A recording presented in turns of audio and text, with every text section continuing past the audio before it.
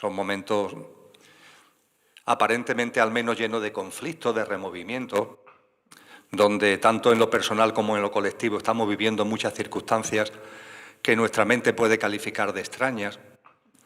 Y pensamos que lo mejor era realizar una serie de reflexiones que nos sitúen y que nos ayuden sobre todo y fundamentalmente para vivir todo esto con serenidad.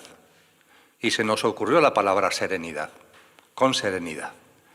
Ya veremos que esa serenidad conlleva muchas cosas. En lo que voy a compartir con vosotros y con vosotras voy a utilizar dos grandes fuentes, por decirlo de alguna manera. Ni Lola ni yo tenemos credos religiosos, no somos personas religiosas que estemos en un determinado credo. Sí es verdad que somos personas, o queremos ser, espirituales.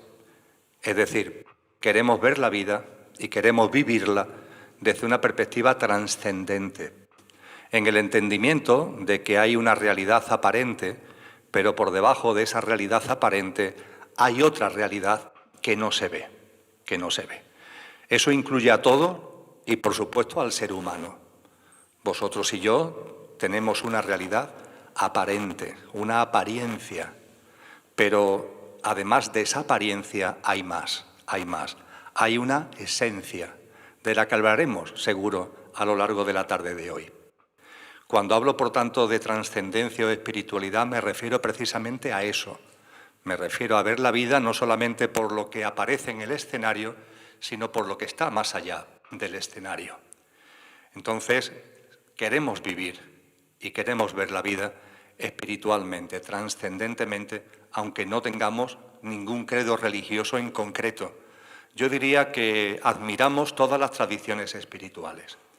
Y de hecho cuando hablaba de dos grandes fuentes, voy a utilizar en esta charla las aportaciones de alguien que para Loli y para mí no es un maestro, para nada, es mucho más que un maestro, es algo único, un evento único en la historia de la Tierra y en la historia de la humanidad, que es la encarnación de Cristo en Jesús de Nazaret. Entonces voy a utilizar como fuente una expresión de Jesús de Nazaret que creo que es muy conveniente para estos momentos, porque hemos oído hablar de la fe, ¿verdad? Hay que tener fe. Ha llegado el momento de hablar de la fe, pero hablar de la verdadera fe, es decir, de la fe de la que Él nos habló. No la fe de comulgar con ruedas de molino, no la fe de creer lo que otros digan porque hay que creerlo porque Él lo dice. No, vamos a hablar de la fe, ya me explicaré dentro de unos minutos, con el significado profundo que Él enseñó. Y junto con esa figura inefable de Cristo Jesús, también voy a tener como fuente en la otra geografía, en la otra parte de la geografía de este planeta y de la espiritualidad, voy a tener como fuente a Siddhartha Gautama Buda, al conocido simplemente como Buda. Vamos también a beber de ese maestro, sobre todo y fundamentalmente para una expresión que él usa, que en los libros vais a encontrar como la acción correcta y que también merece la pena que profundicemos en ello.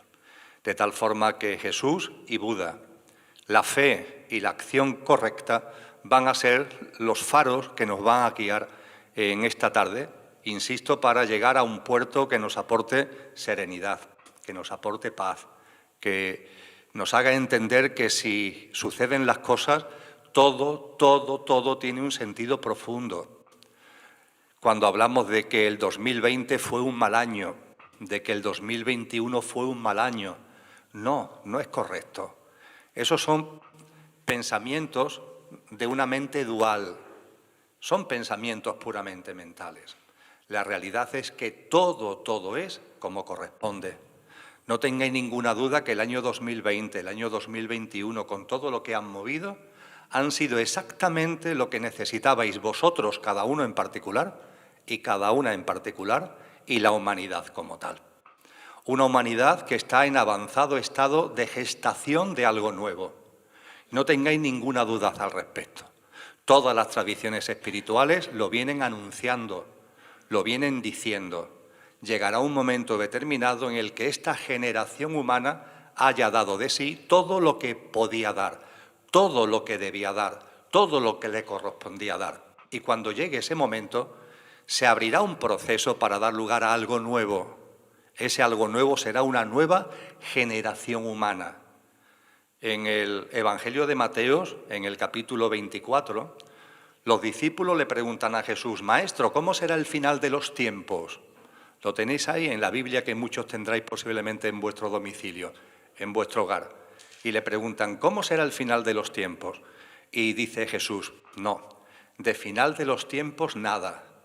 No van a acabarse los tiempos, no va a acabar la vida, no va a acabar la tierra, no va a acabar la humanidad. Olvidaros de eso.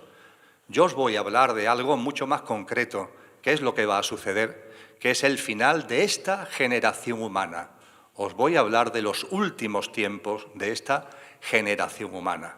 Y él hace una serie de observaciones para que estemos atentos y para que cuando estemos en ese momento histórico sepamos darnos cuenta, pues ya llegó el momento en el que, como es arriba es abajo, como es abajo es arriba, le llega el momento a la humanidad de morir, entre comillas, pero no para morir, sino para dar paso a una nueva generación humana. Decía que como es arriba es abajo, como es abajo es arriba, las células. Sois conscientes que en vuestro cuerpo hay decenas de billones de células. Todos los seres vivos tenemos multitud de células, ¿verdad? Pues bien, las células nacen, crecen, se desarrollan, cumplen su función y hay un momento determinado, cuando ya han cumplido su función, que se hacen viejas y dan paso por gemación, por mitosis, nos dicen los libros de biología, dan paso a una nueva célula. Ya cumplió lo que le correspondía y de forma natural da paso a una nueva célula. Esta generación humana en la que vosotros y yo estamos encarnados es una generación humana que ya ha dado lo que le correspondía. Y ya llega el momento de que surja una nueva generación humana. Una nueva generación humana que no es ningún invento intelectual. Es exactamente la nueva humanidad que está en vuestro corazón y que os ha traído aquí esta tarde. Es exactamente la nueva humanidad que brilla en vuestras almas y que os ha traído aquí esta tarde. Y todos estos grandes hombres y mujeres, todas las tradiciones espirituales nos han dicho que cuando eso llegara será un momento como de parto. Es el símil que más han usado, como un parto. Y vosotras, mejor que yo, sabéis que un parto significa removimientos, contracciones, dolores, pero la mamá vive el parto con alegría, vive el parto con esperanza, vive el parto con esa alegría íntima de ser consciente de que esos removimientos van a dar lugar a algo nuevo y enormemente hermoso. No se trata esta tarde de profundizar sobre esto, pero estos son los momentos que estamos viviendo. Momentos de contracciones, momentos de conflictos, de removimientos, donde suceden muchas cosas que no entendemos bien, pero lo importante es que todo eso tiene un sentido profundo, y el sentido profundo es dar a luz a algo nuevo, que, repito, no es una invención que esté aquí en nuestro intelecto, es que ya está en vuestros corazones. Esa humanidad que anhelamos, una humanidad donde lo que prime no sea el egocentrismo ni el egoísmo, donde lo que prime no sea el materialismo ni el economicismo, donde lo que prime no sea el especismo, sea el antropocentrismo, el entretenimiento lelo, la distracción tonta, el no sacarle de verdad jugo a la vida y tener una vida vacía, pendiente simplemente de estar bien, de estar seguro. No, vosotros y yo, hay algo en nuestro interior que reclama algo más, que pide algo más, una vida plena, una vida abundante, una vida en la que nos podamos realizar de verdad, en la que lo que impere sea la paz, la justicia, un nuevo tipo de relaciones entre nosotros, una nueva forma de ser de cada uno de nosotros, mucho más humana en el sentido verdadero del término, mucho más compasiva, mucho más empática, mucho más amorosa. Y eso es lo que en estos momentos estamos dando forma. Y para este parto, para estos removimientos que estamos viviendo, hay que vivirlos con serenidad. Vuelvo a ese término que usaba hace unos minutos. ¿Y cómo vivirlos con serenidad? Pues bien, vamos a acudir a esa fe de lo que nos habla Jesús de Nazaret, o vamos a hablar de la acción correcta de la que nos habla Buda. A ver qué podemos sacar de ahí, que nos sea útil en la práctica, nos sea útil para estos momentos. Si os parece, empezamos por el término fe. Ya os compartí hace unos minutos que el término fe no tiene nada que ver, es decir, cuando nos vamos a la Biblia original, a sus primeras versiones que están escritas en griego clásico hace siglos y siglos y siglos, y buscamos lo que está detrás de lo que hoy llamamos fe, nos encontramos con un término griego que es pistis, pisteo, que es un término muy rico, es un término que da mucho juego porque significa tres cosas: confianza, compromiso y perseverancia. Confianza, compromiso y perseverancia. Cuando Jesús de Nazaret nos habla de la fe, nos está hablando de que tengamos confianza, compromiso y perseverancia. Cuando Él nos dice que si tuviéramos la fe de un grano de mostaza moveríamos montaña, nos está hablando de confianza, de compromiso y de perseverancia. Y cuando nos dice que si tuviéramos fe haríamos lo mismo que Él y mucho más, nos está hablando de confianza, de compromiso y de perseverancia.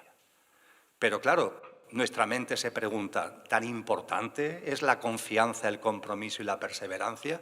Es más, ¿qué significará hondamente, profundamente, estos tres términos: confianza, compromiso y perseverancia? Vamos a dedicar unos minutos y buscando siempre la aplicación práctica en nuestra vida para vivir todo esto con serenidad, vamos a dedicar unos minutos a profundizar, a meternos dentro de cada uno de estos tres términos. Y cuando lo hayamos hecho estaremos en condiciones de meternos en ese término que utiliza Buda de la acción correcta. Pero vamos a ir por partes. Confianza, compromiso y perseverancia. Primero, ¿confianza en qué? ¿En qué tenemos que confiar? La llamada de Jesús es clara, la llamada de los sabios y de las sabias es clara. Confía en la vida, confía en la vida. No desconfíes de la vida. La vida merece toda tu confianza porque la vida te está permanentemente abrazando. La vida se está permanentemente co-creando en conexión íntima contigo. Pero no el contigo que va a terminar sus días enterrado en el cementerio o incinerado en un crematorio, sino el contigo que es imperecedero, del que hablaremos dentro de unos minutos. Y la vida se está co-creando permanentemente y la estás co-creando tú. Y nada de lo que sucede en la vida, nada es casualidad. Nada. Nadie enferma por casualidad. Nadie fallece físicamente por casualidad. Todo tiene un sentido profundo. Y lo único, y ni más ni menos que tenemos que hacer es mirar más allá de la apariencia. Como te quedes mirando el escenario no lo vas a entender.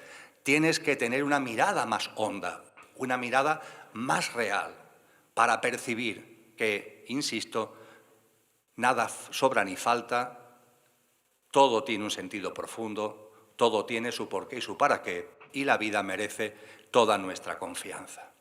Y para, de alguna forma, acercarnos a esto, de un modo que sea más o menos divertido, e incluso que a lo mejor nos puede sacar alguna sonrisa en esta tarde, permitidme que comparta con vosotros y con vosotras para que arraigue en nosotros esa confianza en la vida, lo que me gusta denominar la práctica de la ventana, que puede ser a la hora de desarrollarla muy larga, pero yo lo voy a hacer muy sucintamente, porque son muchas cosas las que vamos a compartir esta tarde. Pero voy a pararme un poquitito en la práctica de la ventana, a ver si esta práctica de la ventana nos ayuda a percibir que todo está en su sitio, que todo es como corresponde y que lo único que está inquieto en el universo eres tú, como nos han dicho los maestros. Lo único que está inquieto en el universo eres tú. Todo lo demás está exactamente en su sitio. Confía en la vida. La práctica de la ventana es muy simple. Se trata de, estás en tu casa o donde sea, Se hace de noche y te asomas a la ventana o al balcón de tu casa. Una noche que no esté cubierta, que se puedan ver algunas estrellas. No hacen falta que se vean muchas, es decir, que también vale para ciudades donde hay mucha contaminación lumínica. Con que se vean unas pocas estrellas es suficiente.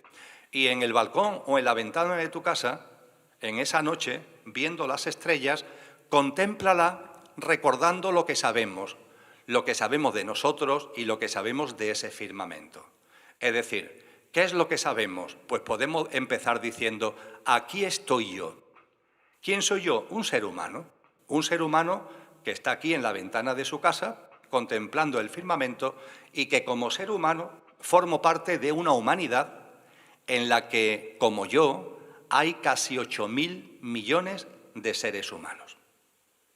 A partir de ahí, sigo observando el firmamento y la siguiente reflexión es que esta humanidad a la que yo pertenezco, uno entre 8.000 millones de seres humanos, vive en un planeta que es la Madre Tierra, el planeta Tierra, donde también viven decenas de millones de especies de todos los reinos de la naturaleza, el mineral, el vegetal, el animal, y cada especie tiene a su vez millones, decenas de millones, cientos de millones, miles de millones de componentes. Y todas las especies, entre ellas la humanidad, convivimos en este maravilloso planeta que es la Madre Tierra. La Madre Tierra se le calcula unos 4.500 millones años de vida, nos dice la geología. Y tiene una curiosa costumbre que todos sabemos, y es que gira sobre sí misma. Y gira tan rápida que no nos damos cuenta. Como ralentizara el movimiento tendríamos problemas, nos marearíamos, pero va tan rápida que ni nos damos cuenta. Ahí estamos, en esa bola que gira en el firmamento que llamamos Tierra, todas las especies, incluida la humana, y dentro de la humana tú o yo, que estamos en la ventana de nuestra casa. Pero es que la Tierra no solamente gira en torno a ella misma, es que gira en torno a una estrella que llamamos Sol.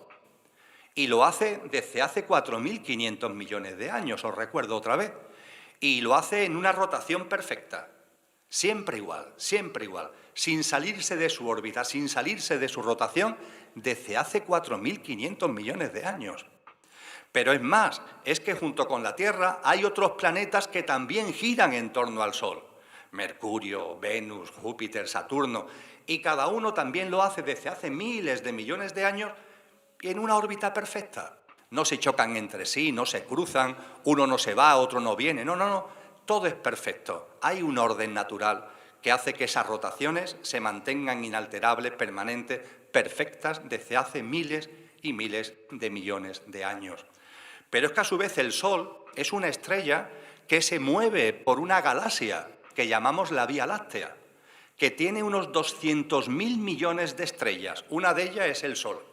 Y los 200.000 millones de estrellas, muchas de ellas con sus planetas, van moviéndose elípticamente en torno al centro galáctico desde hace miles de millones de años en perfecta rotación. Por favor, imaginar 200.000 millones de estrellas, cada una con sus planetas, los planetas girando en torno a la estrella, las estrellas girando en torno al centro galáctico, todo en sus órbitas elípticas, desde hace miles de años. Hay un orden. Esto no es casual, hay un orden natural. Está ahí para que lo veamos desde nuestra ventana. Pero es que la Vía Láctea, como galaxia, es una galaxia, solo una de las que hay en el firmamento, en el universo. Nos dice la ciencia que hay cerca de 2 billones, con B, 2 billones de galaxias. Ya los números saltan, ya, Dios mío, 2 billones de galaxias, ¿eso qué es? Sí, 2 billones de galaxias, cada una de ellas con cientos de miles de estrellas o billones de estrellas, como Andrómeda, que es está cercana a la Vía Láctea, y ella sola tiene 1 billón de estrellas. Podemos ver todo ese firmamento. Desde la ventana de nuestra casa lo podemos imaginar. 2 billones de estrellas, cada una con su inmensidad, 2 billones de galaxias, cada una con su inmensidad de estrellas, de planetas. La astrofísica dice que en total puede haber unos 10, 20 cuatrillones de soles, de estrellas en el universo. y varios miles de cuatrillones de planetas. Es tremendo. Un universo que tiene 13.840 años de edad y una extensión inconmensurable y se está expandiendo de casi 100.000 millones de años luz. Y una vez que hemos llegado ahí, os invito a que hagamos como la moviola, cuando había la moviola en la tele, hagamos como la moviola y desde las inmensidades del universo nos vayamos viniendo otra vez hacia nuestra casa. Ahí está el universo, 13.840 años de antigüedad, casi 100.000 billones de años luz, millones de años luz de extensión, 2 billones de galaxias, cada galaxia con cientos de miles de millones de estrellas. Hay una galaxia que es la Vía Láctea, en donde nosotros desarrollamos la existencia. Nos metemos en la Vía Láctea y nos encontramos con 200.000 millones de soles. Nos vamos a uno de esos soles y es el que aquí está en este sistema planetario, la Madre Tierra conjunto con otros planetas dando vueltas perfectas siempre en rotaciones permanentemente perfectas en torno a esa estrella. Llegamos a la Madre Tierra. En la Madre Tierra hay millones de especies. Una de esas especies es la especie humana. La especie humana tiene 8.000 millones de componentes, 8.000 millones de seres humanos, y uno de ellos soy yo, que estoy aquí en la terraza, en el balcón, en la ventana de mi casa. Y llegado a ese momento, se levanta la mano. Si eres diestro, la derecha; si eres zurdo, la izquierda. Se saca el dedo índice y se señala ese firmamento que tenemos ahí. Y decimos en voz alta, para que se enteren los vecinos: pues aquí hay algo que no funciona. Aquí hay algo que no está bien. Aquí hay algo que habría que cambiar. Y lo decimos bien alto. Lo decimos bien alto para que, si nos escucha el vecino, se ría de nosotros. Pero lo más importante es que cuando levantamos el dedito para decir que aquí hay algo que no encaja y que hay algo que está mal y que hay algo que habría que cambiar, nos riamos de nosotros mismos. De nosotros mismos. ¿Cómo que aquí habría algo que cambiar? ¿No te das cuenta que todo está en su sitio? Y si todo está en su sitio, ¿cómo es que tu vida no lo está? Por pura deducción científica. Si el universo entero, con esta brevísima descripción de lo inconmensurable que acabo de hacer, todo está en su sitio, ¿cómo es que tu vida no está? En público nunca me ha pasado, pero en privado, al terminar la charla, sí se me ha acercado alguna persona en alguna ocasión y me ha dicho: mira, Emilio, yo lo de la práctica de la ventana, de lo del universo, lo entiendo, ¿sabes? Lo entiendo. Pero mi vida no. En mi vida las cosas no encajan. Y yo le tengo que decir la verdad. Digo: mira, yo no sé mucha astrofísica, pero algo he estudiado de astrofísica. Y los astrofísicos dicen, hombre, que es algo muy excepcional, es muy excepcional. Pero en el universo hay lo que se llaman singularidades, singularidades cósmicas, que por lo que sea en algún momento se descuajeringan un poco. Después vuelven al orden, pero en fin, son singularidades cósmicas. Por lo que tú me estás diciendo, puede ser que tú seas una singularidad cósmica. A partir de ahí me imagino que esa persona reflexionará. Porque, hombre, hay que tener mucho ego para pensar que uno es una singularidad cósmica en medio de este universo tan tremendo. Parece mucho más lógico el que nos demos cuenta de que la vida entera, la vida nos está diciendo que todo está en su sitio. Y que la vida merece nuestra confianza, que si fallecemos físicamente es porque nuestra alma ha decidido desencarnar. Nadie muere por casualidad. Hay accidentes, hay enfermedades, enfermedades cortas, enfermedades largas, pero nadie fallece por casualidad. Es una decisión del alma. ¿Eres tú de verdad el que decide encarnar desde tu dimensión álmica y espiritual? ¿Y eres tú el que llega un momento determinado que has vivido la experiencia que tenías que vivir y desencarnas? Y no solamente nadie muere por casualidad, nadie fallece físicamente por casualidad, sino que no es casualidad ni el cómo ni el cuándo. Todo tiene su sentido, todo tiene su porqué y su para qué. Me abrió mucho los ojos al respecto un señor llamado Paco, dando una charla en un hospital público de Sevilla, a personas que padecían, tenían ya un cáncer terminal. Y compartía cosas como esta con ellos. Y al terminar esa charla, los doctores me pidieron que me fuera pasando por las habitaciones para intercambiar con esos enfermos terminales de cáncer, para intercambiar sus pareceres y tener un breve coloquio con cada uno de ellos. Y a la primera habitación que entré había 2 camas. Ya me habían advertido los doctores que los 2 tenían cáncer de pulmón, que habían sido diagnosticados por ese tumor de pulmón hace más de un año y que ya estaban muy deteriorados y que posiblemente en 3 o 4 meses iban a fallecer y que ya posiblemente también no iban a salir del hospital, es decir, que iban a estar en el hospital ya hasta que dentro de 3 o 4 meses vivieran el fallecimiento físico. Y en cuanto que entré en esa habitación, el que estaba a la izquierda me saluda y me dice: mira, Emilio, yo soy Paco, y por favor, cuando tengas ocasión, comparte esto. Hace 1 año y medio me diagnosticaron cáncer. Y yo, Emilio, me puse enfadadísimo. Empecé a dar como gritos: esto no es justo, ¿por qué me ha tocado a mí? ¡Qué barbaridad! Dice: lo cierto, Emilio, es que yo en aquel momento de mi vida era una persona rota. Pero era una persona rota no porque no tuviera éxito, me iban bien las cosas económicamente, pero era una persona que estaba siempre enfadada, siempre estresada, siempre con prisa y malhumorada, permanentemente solo del dinero y de lo material y de lo exterior. Y mi forma de ser había hecho que rompiera la relación con mis hijos. Mis 3 hijos me habían dejado de hablar. La relación con mi mujer se había estropeado enormemente. Y en ese momento llega el cáncer a mi vida. Hay alguna persona que me ha dicho: hombre, pues puesto a fallecer, yo preferiría que me diera un infarto y se acabó. Yo preferiría un accidente de tráfico y se acabó. Bueno, Emilio, pues por favor comparte lo agradecido que yo le estoy a este 1 año y medio que llevo enfermo. Lo que me está aportando es inmenso, Emilio. Al principio me enfadé, al principio todo eran berrinches. Era lo propio de mi estado de ánimo y del ser tan malhumorado y enfadado que era. Pero poco a poco, el proceso que tenía, el dolor que tenía, me fue haciendo más compasivo, Emilio. Empecé a percibir algo que nunca había percibido, que era una compasión por otras personas que también lo pasan mal, como lo estaba pasando yo. Y abrió esto un proceso, una dinámica que me fue haciendo más humano, me fue dando una perspectiva de la vida distinta. Empecé a preguntarme sobre la muerte y sobre la vida más allá de la muerte. Y empecé a leer, vi algunos vídeos y empecé a percibir que esto no es solamente lo material, que hay mucho más, que hay vida más allá. Y poco a poco fui transformándome. Me fui haciendo más humano.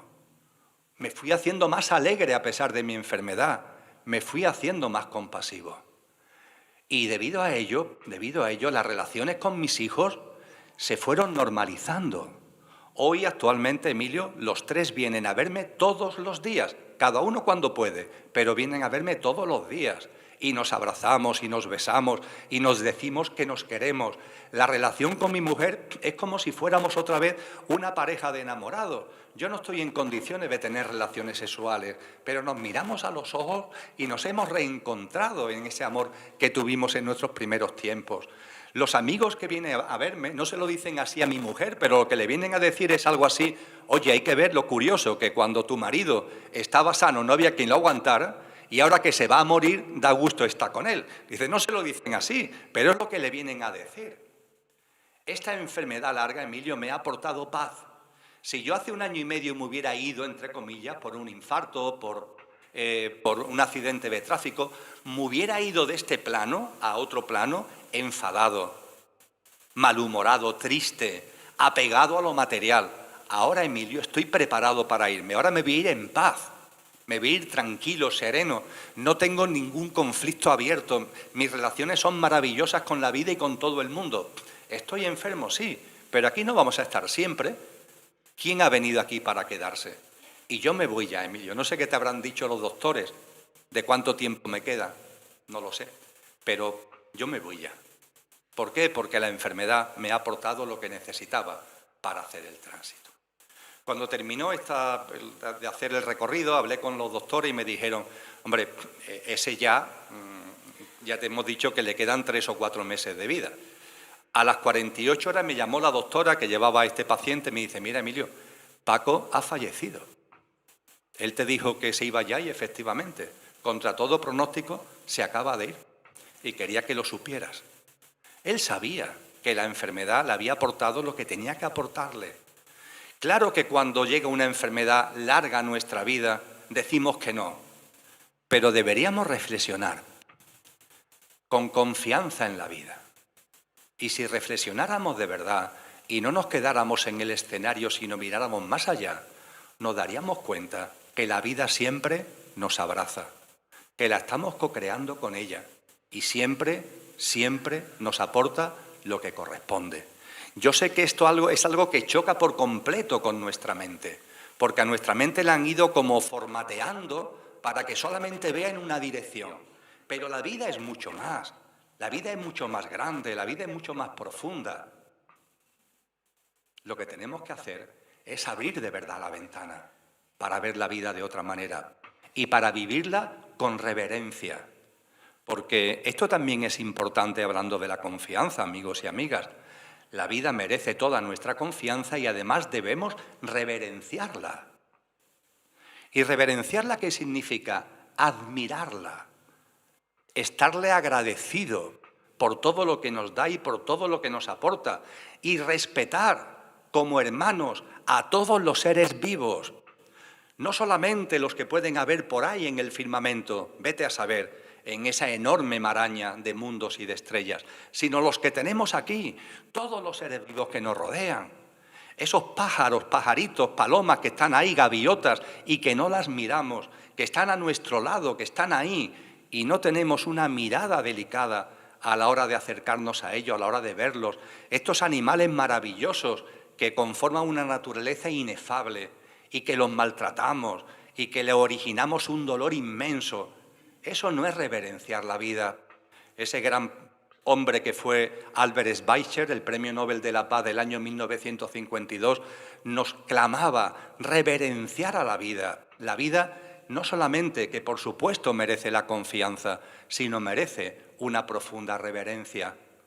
Que cuando tenemos, por ejemplo, una fruta en la mano, seamos conscientes del milagro que esa fruta es.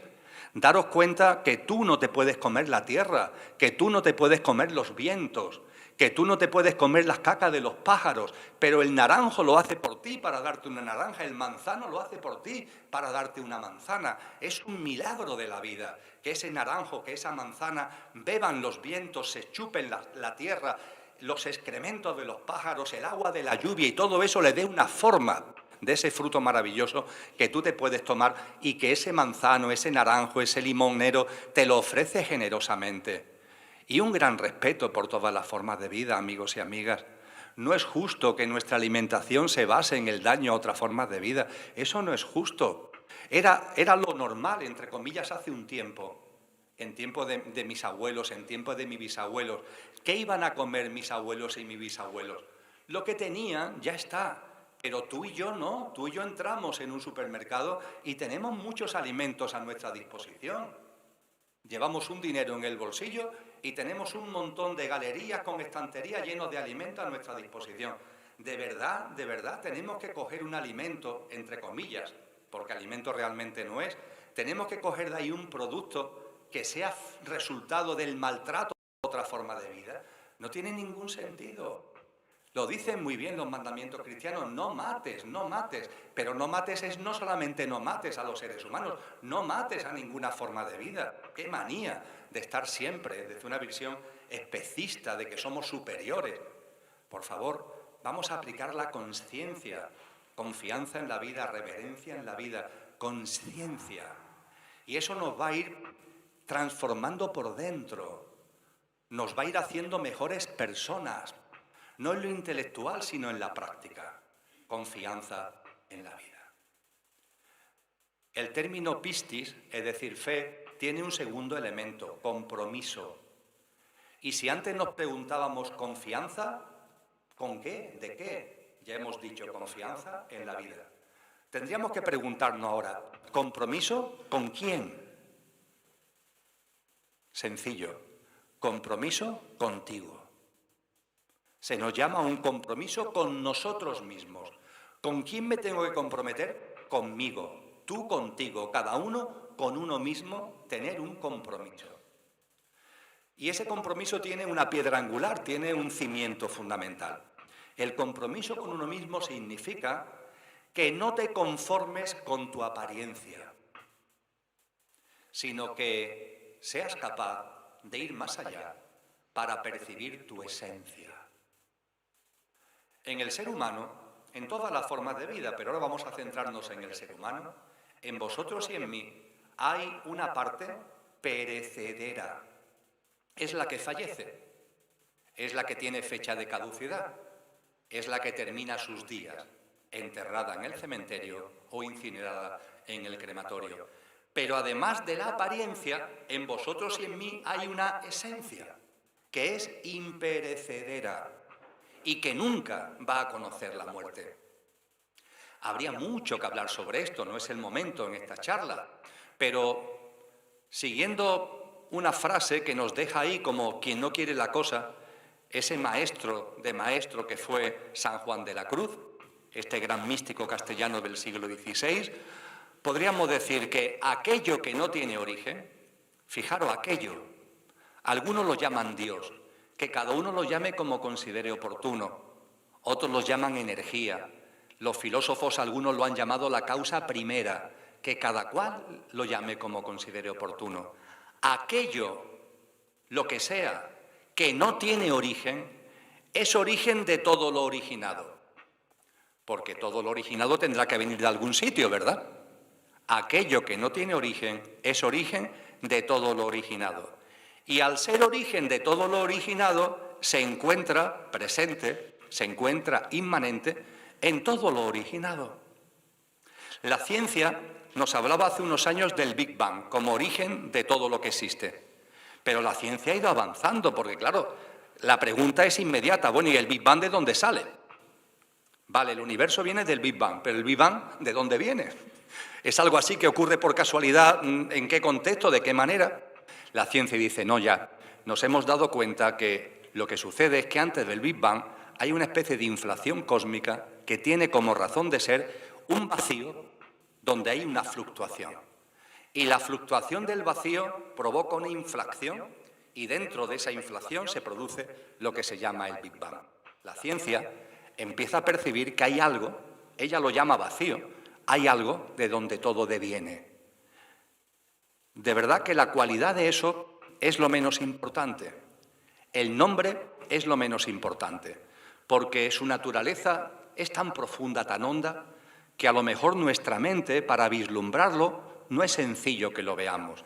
Pero hay algo en nuestro interior, si os fijáis, que nos lleva a darnos cuenta de que efectivamente eso que dice la ciencia y llama vacío, eso que la filosofía llama la causa primera, eso que muchos llaman Dios, el nombre es lo de menos porque no tiene nombre, aquello que no tiene origen, lo que sea, es origen de todo lo originado. Y como es origen de todo lo originado, pura regla de tres, matemáticas puras, si es origen de todo lo originado, tiene que estar presente en todo lo originado. Todo lo que yo creo tiene presencia mía, no puede ser de otra forma. Yo escribo libros, yo estoy en todos esos libros, no puede ser de otra manera. ¿Por qué? Porque lo he creado yo. Eso que no tiene origen, de donde todo lo originado procede, está presente en todo lo originado. Y darle el nombre que os dé la gana, pero daros cuenta que eso está en ti y está en mí. Eso es lo importante, que está en ti y está en mí. Los cristianos le llaman espíritu, el Espíritu Santo. Porque el Espíritu Divino es uno, pero está en cada uno. Como el aire que respiramos es uno, pero está en cada uno. El nombre es lo de menos, espíritu, como lo queráis llamar. Pero eso está ahí en ti y está en mí. Y eso es imperecedero. Y eso hace que cuando se produce la denominada muerte, eso no muere. Y eso eres tú de verdad.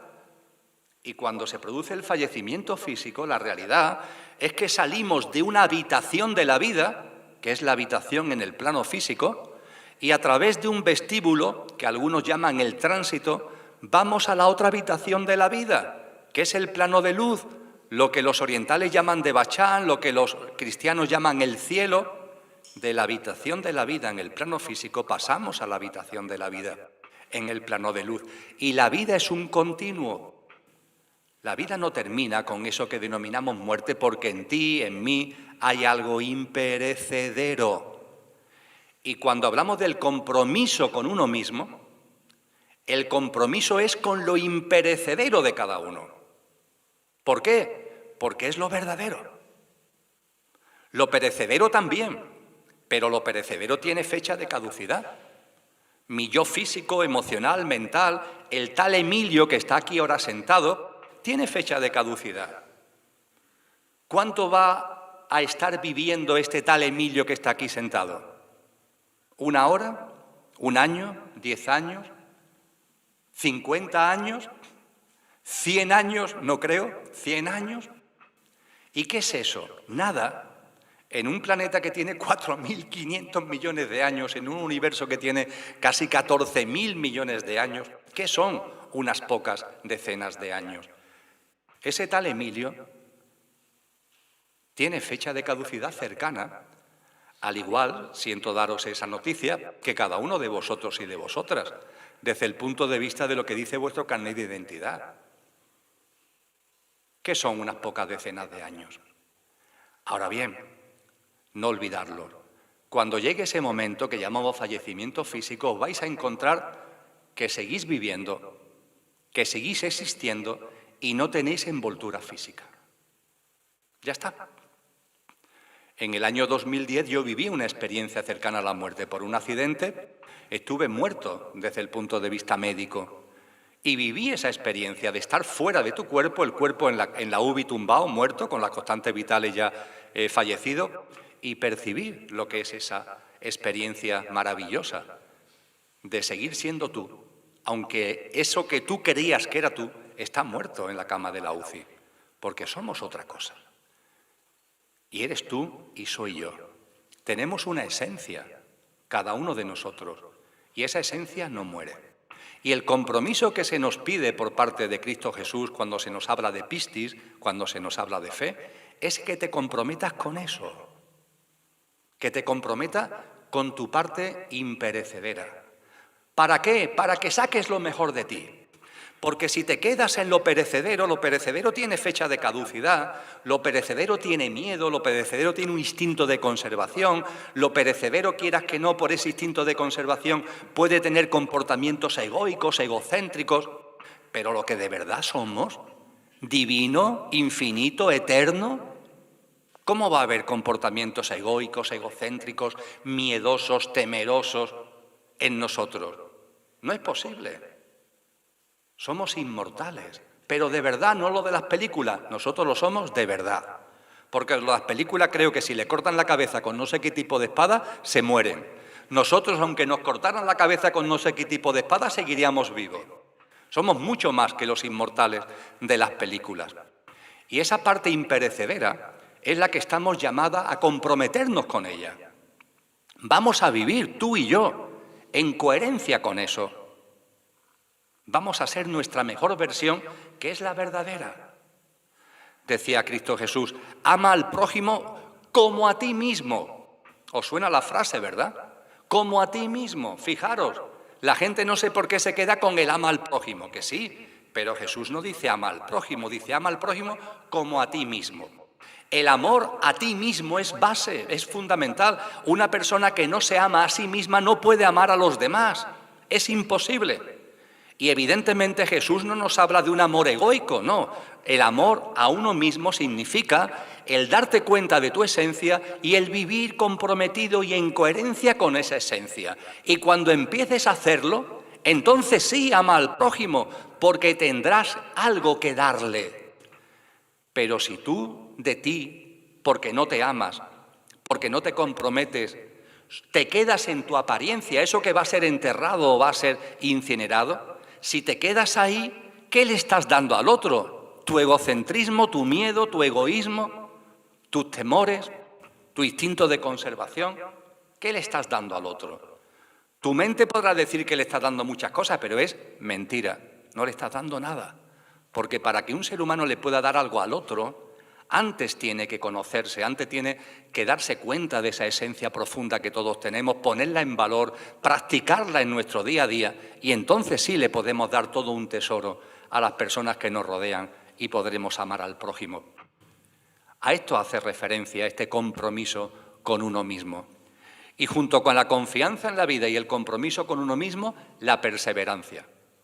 La perseverancia, amigos y amigas, no es esfuerzo. La perseverancia es simplemente constancia. Es decir, confía en la vida, comprométete contigo mismo y, hombre, que no sea el sueño de una noche de verano, es decir, algo que ocurre una vez, hombre, que tenga una cierta permanencia en tu vida, una cierta permanencia, una cierta constancia. Intenta que esos dos soportes, la confianza en la vida y el compromiso contigo mismo, se instalen en tu vida. Sean una especie de guía de tu vida de instante en instante, cada día, en cada momento. Eso es la perseverancia. Y la perseverancia, amigos y amigas, conlleva presencia. La presencia. Vivir en presencia. ¿En presencia de qué? De lo que eres. ¿No habéis cansado ya de ir por la vida siendo lo que no sois? Yo me cansé hace tiempo de ir por la vida de Emilio, de verdad. Qué pesadez esto de Emilio. Hay algo mucho más profundo ahí. Lo que somos, ese ser verdadero e imperecedero, es el ser de verdad, es la existencia que no conoce la muerte. Y ese ser está, hoy está aquí y mañana estará donde sea. El estar es una cosa, el ser es otra. ¿No nos hemos cansado de estar y olvidar lo que somos? Somos ser. Y mi ser hoy está en Emilio, pero llegará un momento en el que ya no estará en Emilio, ni estará en este plano físico. Y sin embargo, seguiré siendo, seguiré existiendo, igual que vosotros, igual que cada uno de vosotros y de cada una de vosotras. Y a partir de ahí, siendo esto así, ¿no sería más lógico, razonable, el vivir desde lo que somos? Estamos, vale, vamos a vivir donde estemos donde estemos, vamos a vivir desde lo que somos, desde las cualidades de nuestra divinidad, desde las cualidades de nuestra alma. Ahí en vosotros y en mí, en eso que comparto con vosotros, que es imperecedero, ahí está la belleza, ahí está la justicia, ahí está la paz, ahí está el bien y la bondad. Todo eso está en vosotros. Pero para que eso se plasme en el estar, porque todo eso es el ser, para que todo eso se plasme en el estar, hay que impulsar esa presencia, la presencia de lo que somos. Antes hablaba de San Juan de la Cruz. San Juan de la Cruz, en su cántico espiritual, habla de Jesús de Nazaret y dice que es un ejemplo de cómo la presencia se plasma en este estar. Y San Juan de la Cruz, siempre maravilloso porque lo resume grandes verdades en muy pocas palabras, dice sobre la vida de Jesús: 1000 gracias derramando, pasó por estos sotos con soltura, y yéndolos mirando con sola su figura, vestidos los dejó de hermosura. Eso es la presencia. Desde el ser, ¿cómo se vive en el estar? Si lo hacemos desde el ser, 1000 gracias derramando, porque esa belleza, porque esa bondad, porque esa paz, porque esa justicia, porque esas cualidades inefables de lo que somos se plasman. 1000 gracias derramando. Y pasamos por estos sotos con soltura. Y dice San Juan de la Cruz, y yéndolos mirando con sola su figura, con sola su presencia, vestidos los dejamos de nuestra hermosura. A eso estamos llamados.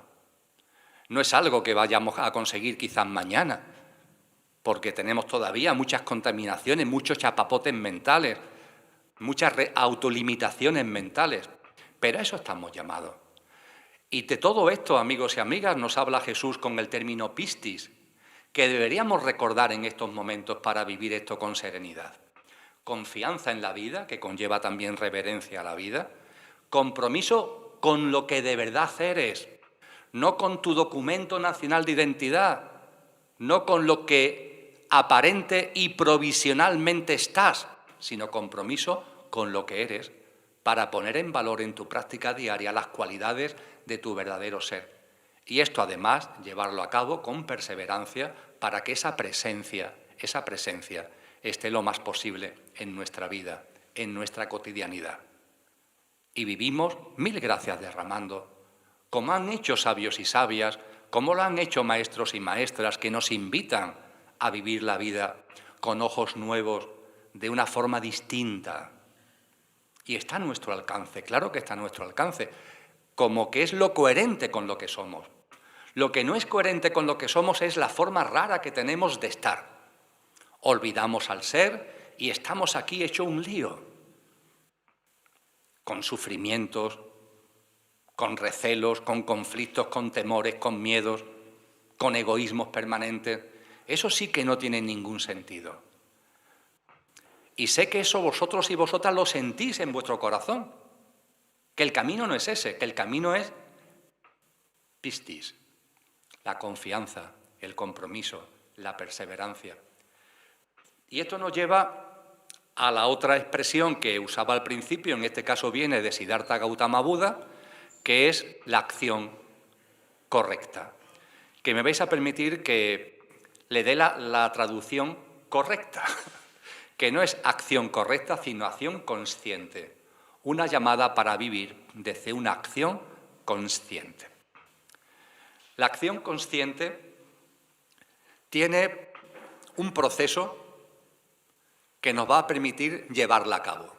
Vamos a hablar de la acción consciente, qué es lo que eso significa, pero antes voy a hablar de ese proceso que nos lleva a la acción consciente. El proceso que nos lleva a la acción consciente, los maestros lo han llamado la tríada perfecta. La tríada perfecta. 3 prácticas que desembocan en la acción consciente. Vamos a hablar de esas 3 prácticas que están ahí, en el armazón, en los cimientos de la tríada perfecta. Primera práctica de la tríada perfecta, confianza. Volvemos a lo mismo, otra vez aparece la confianza. Pues sí, la confianza es el primer eje de la fe, de pistis, y la confianza es el primer eje de la tríada perfecta que nos va a llevar a la acción consciente. Como ya he hablado de la confianza, no voy a volver a repetir lo que he dicho con relación a ella. La tríada perfecta empieza por la confianza. A la confianza le sigue la aceptación. La aceptación. La aceptación significa, amigos y amigas, vivir sin queja. La queja desaparece de nuestra vida. ¿Por qué? Porque vivimos en la aceptación. A partir de ahí la mente se mete por medio, claro, y se pregunta, entonces, ¿me estás diciendo que tenemos que resignarnos? ¿Me estás diciendo que tengo que meter en mi vida la resignación? Bajo ningún concepto. Desde luego que no. La aceptación no tiene nada que ver con la resignación. La aceptación no tiene nada que ver con la resignación, no tiene nada que ver con la impotencia, no puedo hacer otra cosa, me tengo que aguantar. No. La aceptación es fruto de la confianza. Confío en la vida. Y como confío en la vida, acepto. Como confío en la vida, acepto. Y percibo, desde esa aceptación, que todo lo que ocurre tiene un sentido profundo. Y ante lo que ocurre, lo hago mío, no como persona resignada, sino como persona sabia que confía en la vida. Os pongo un ejemplo muy tonto, pero tiene la virtualidad de ser del día de hoy. Hemos disfrutado enormemente el viaje a Barbate, el estar con Juan, el estar con Rocío, el conocer el alma a brazos, el estar aquí con vosotros y con vosotras. Es un privilegio, es un gozo absoluto y completo. Como viajamos siempre con nuestros 2 perritos, cuando buscamos alojamiento, buscamos un alojamiento en Barbate que podamos ir con nuestro perrito y con nuestra perrita, lo cual no siempre es fácil, ¿eh? No siempre es fácil porque son muchísimos los establecimientos que no admiten mascotas. Pero mira por dónde encontramos un apartamento turístico en el que podemos estar con los perritos. Bien, todo perfecto. Problema que cuando hemos llegado al apartamento a la hora ya de la siesta para descansar un poquito, pues el apartamento no estaba en condiciones de ser habitado. Sorpresa, ¿qué ocurre? Sorpresa que ocurre. El estado de higiene distaba mucho del que se merece, bueno, cuando vamos a descansar un poquito y vamos a pasar una noche. ¿Eso nos lleva al enfado? Hombre, simplemente a la persona propietaria se le dicen las cosas, mira, el apartamento está mal, no sé qué, tenlo en cuenta para el futuro. Nosotros no vamos a dormir aquí esta noche. Con lo que cuando terminemos el encuentro y cenemos, lo que vamos a hacer tampoco está tan lejos de volver a Sevilla y dormir en nuestra casa. Pero fijaros las dos formas de algo tan tonto como esto, imaginaros cuando estamos hablando de cosas más serias, de cómo vivir un acontecimiento. Si esto sucede desde la perspectiva del Emilio del carnet de identidad, del Emilio con fecha de caducidad, estos son enfados, estos son quejas, reclamaciones, no sé qué, no sé cuánto. Y estás contrariado, y yo estaré aquí ahora con vosotros y con vosotras con baja vibración, como consecuencia de todo esto. Pero no, si esto sucede, hay una razón profunda. Lola y yo confiamos absolutamente en la vida y sabemos que si toca volver a Sevilla esta noche, toca volver a Sevilla esta noche, por algo que nuestra mente no sabe, pero que es necesario que sea así. Confiamos absolutamente en la vida, no tenemos ningún tipo de duda que siempre es sabia. Aunque no nos demos cuenta desde la mente, sabemos que la estamos co-creando y a partir de ahí lo que sucede, se acepta, pero no resignadamente, no por impotencia, no porque no podemos hacer otra cosa, sino porque tenemos el convencimiento de que ahí hay algo muy profundo que hace que las cosas sean como son. La aceptación es básica para vivir la vida y no puede venir de otra forma a la vida si no es con la confianza en la vida. Hay una anécdota muy graciosa de un lama oriental que un discípulo le pregunta, maestro, ¿cómo podemos saber si una persona está iluminada? Sabéis que el término iluminación es la que usan en el Oriente para personas que han avanzado espiritualmente. ¿Cómo podemos saber si una persona está iluminada? Y el maestro le dice, pues una persona iluminada puede hacer muchas cosas extraordinarias, pero ten la seguridad que no lo va a hacer delante tuya. Con lo cual, eso no te va a servir de pista. Entonces, ¿cómo me puedo dar cuenta? Si hace cosas extraordinarias, pero no la va a hacer delante mía, dice, no la va a hacer delante tuya porque él es humilde, es modesto y nunca va a hacer cosas para intentar de algún modo ganar la admiración, la sorpresa del otro o de la otra. No. Bueno, entonces, ¿cómo puedo darme cuenta que una persona es iluminada? Dice, es muy sencillo. Obsérvala y te darás cuenta que una persona que ha avanzado en el camino de la consciencia, en el camino de la espiritualidad, de su boca nunca sale una queja. De su boca nunca sale una queja. Y no sale una queja no porque se resigne, sino porque es sabia. Y como es sabia, confía en la vida. Y al confiar en la vida, la aceptación te desborda y te llena. La confianza conlleva aceptación. La tríada perfecta, confianza, aceptación, son los dos primeros pilares de esa tríada perfecta. Y os aseguro que aporta a la vida mucha paz, mucha serenidad. Y te hace ver las cosas de un modo totalmente distinto a la que esta sociedad, tan basada en el estrés, en el culto a la velocidad, etcétera, etcétera, nos quiere meter continuamente. Pero claro, es una tríada, confianza, aceptación y ¿qué más? El ese que nos queda es el no va más. Porque si cuando hemos hablado de confianza, de compromiso con nuestro verdadero ser, de perseverancia, o ahora estamos hablando de confianza, de aceptación, este tercer elemento de la tríada perfecta es para nuestra mente ya la locura absoluta. Porque vamos a hablar, amigos y amigas, del no juicio. Del no juicio. No juzgues.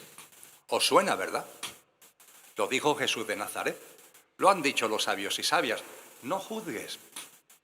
No juzgues. Vive la vida sin juzgar. Vivir la vida sin juzgar significa que tiremos la balanza. No sé si os habéis dado cuenta, pero habéis asumido un trabajo horroroso que nadie os pide y por el que no os pagan, que es vivir con una balanza aquí en el hombro colgada. ¿No la habéis visto? Esa balanza que os lleva a estar permanentemente diciendo, esto está bien, esto está mal. Esto me gusta, esto me disgusta. Con esto estoy de acuerdo, con esto estoy en desacuerdo. ¿No os dais cuenta que cuando no vivimos desde el ser, sino desde el pequeño yo, permanentemente estamos juzgando todo lo que ocurre, es decir, juzgando a la vida, como si tuviéramos una balanza para decir esto está aquí porque me gusta y esto en el otro platillo de la balanza porque no me gusta y con esto estoy de acuerdo y con esto estoy en desacuerdo? ¿No os dais cuenta que en cualquier conversación que salga, incluso cuando salga un tema de conversación del que no tengáis ni idea, porque jamás se os ha ocurrido pensar en ello, y sobre el que ni le habéis dedicado un segundo de reflexión ni un minuto de lectura, ¿no os dais cuenta que sea cual sea el tema, aparece algo en vosotros diciendo, pues esto está bien, o esto está mal, o con esto estoy de acuerdo, o con esto estoy en desacuerdo? Daros cuenta que vais por la vida con una balanza en la mano. Es un trabajo tremendo el que habéis asumido. Absurdo, por otra parte, como ahora compartiré. Y además no os pagan ni un céntimo de euro. Y ahí anda la gente con la balanza. Ah, esto sí, aquí, al platillo de la izquierda. Ah, esto no, al platillo de la derecha. Juzgando a la vida continuamente. Y juzgamos a la vida en lo que nos aporta bienestar y en lo que nos aporta malestar. Y lo que nos aporta bienestar lo queremos y lo que nos aporta malestar lo rechazamos. Y aquí está el platillo del bienestar, que lo que queremos es que tenga muchas cosas, cuanta más mejor, porque nos causan bienestar. Pero aquí está el platillo del malestar y lo que queremos es que haya pocas cosas, las menos posibles. Sabemos qué cosas tiene que haber, pero las menos posibles en el platillo del malestar. Y así vamos por la vida. Bienestar, malestar, cuantas más cosas en el bienestar mejor, cuantas menos en el malestar mejor también. Así andamos por la vida. Y cuando nos preguntamos ¿dónde está el sufrimiento? Ese sufrimiento que tiene tanta presencia en los seres humanos y en la vida en su conjunto. Cuando nos preguntamos ¿dónde está el sufrimiento? La persona con la balanza nos dice, hombre, Emilio, el sufrimiento está en el malestar, aquí está, claro, las cosas que me hacen estar mal, ahí está el sufrimiento. No, reflexiónalo, obsérvate, recapacita. El sufrimiento no está en el platillo del malestar. Por supuesto, tampoco está en el platillo del bienestar. El sufrimiento está en la balanza. La balanza es lo que te hace sufrir. Tira la balanza. Tira la balanza, olvídate de la balanza de una vez. Vive la vida con ojos distintos. Desde la confianza, desde la aceptación. No caigas en el juicio. Repito que es una trabajera que hemos asumido de una forma absurda y que nos consumimos en ella y que nos origina un enorme sufrimiento. Creo que os habéis dado cuenta del enorme sufrimiento que hay en la humanidad, ¿verdad? Quizás en vuestra vida, en la vida de personas cercanas, en vuestro entorno.